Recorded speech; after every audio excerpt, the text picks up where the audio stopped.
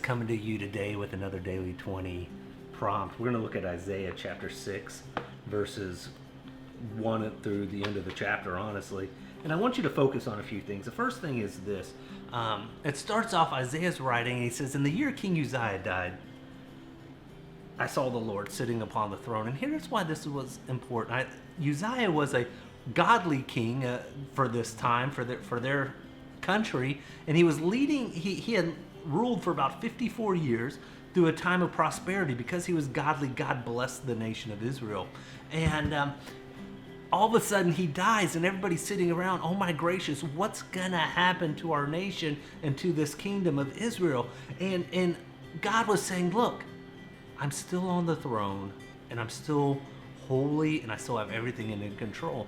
And it's really easy during this time of pandemic to sit there and think, oh my goodness, what's going to happen to my job? What's going to happen to my family? What's going to happen to health? What's going to happen to the economy of our country? Over and over and over again, you can read the news, and the news says things like Africa's going to be in the first recession in over 23 years, where the whole continent is going to go into recession. You have all these things, but the truth is, God is still on the throne. And as you read, I want you to think about that, and I want you to journal. How does that make you feel? Comment in the comments below of this video so we can discuss it as a church. How does that make you feel that God is still in control? That's not it. That doesn't stop there. In this chapter, you see where Isaiah gets his prophetic calling from God. And what I want you to do over the next couple weeks, we've been in lockdown for 3 weeks. We've been encouraging you to do a daily 20. Over the next 2 weeks, how is God preparing you for this next season? The lockdown's going to end. I believe it. At some point, we're going to get back to doing what we do. But what is God preparing you to do? For Isaiah, it was to be a prophet. He anointed him to be a prophet and to be his mouthpiece. But for you, you've been called to bring hope to this world. How can you do that when you go back to work? How can you do that with your neighbors? How can you do that in the community you live? How can you do it through social media? How can you bring hope to this world that Jesus Christ is still on the throne, that God is still reigning, and he's here?